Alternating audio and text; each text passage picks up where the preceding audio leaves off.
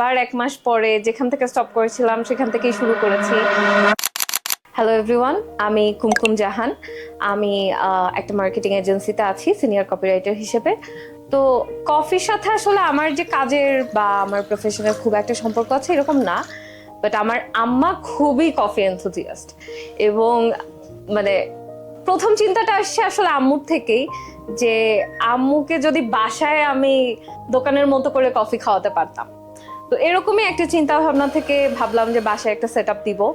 তো set up আসলে হলেই তো হয় না, নিজেকেও জানতে হয়, কারণ আমরা আসলে কফি দোকানে যাই, অর্ডার করি, খেয়ে ফেলি, that's it. But what I feel, this is an art. আর এই আর্টটা তো আসলে একটা প্রসেসের মধ্যে দিয়ে শিখতে হয়।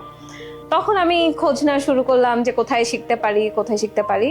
তো আমার ফেসবুকেই বেশ কিছু জায়গা চোখে পড়লো।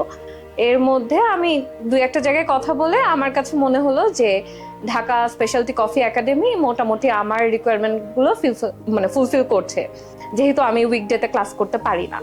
তো আমি ওদের কোর্সগুলো দেখলাম। আমার কাছে 22 দিনের প্রফেশনাল কোর্সটা খুবই ভালো লাগলো নিজের জন্য। তারপর আমি কোর্সটা শুরু করলাম। এর মাঝখানে বেশ কিছু ইস্যুর কারণে আমি আসলে প্রতি সপ্তাহে কাজও করতে পারিনি, শিখতে পারিনি। তো অন্য জায়গাগুলোতে হয় কি, আপনি একটা পার্টিকুলার রুটিনের মধ্যে থাকেন যে না, আপনি মিস করছেন মানে হয়ে গেল, আপনি ওইটা আর পাচ্ছেন না। বাট এই জায়গাটায় আমি ওই ফ্রিডমটা পেয়েছি যে আমার যখন ক্রাইসিস ছিল তখন আমি ওই ব্রেকটা নিয়ে আবার 1 মাস পরে যেখান থেকে স্টপ করেছিলাম সেখান থেকেই শুরু করেছি। এবং ultimately the course has come to its end, and এখন আমি মোটামুটি 11টার মতো লাটে ডিজাইন করতে পারি আলহামদুলিল্লাহ।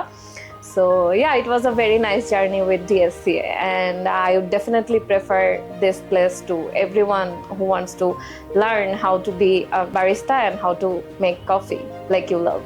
So yeah, thank you.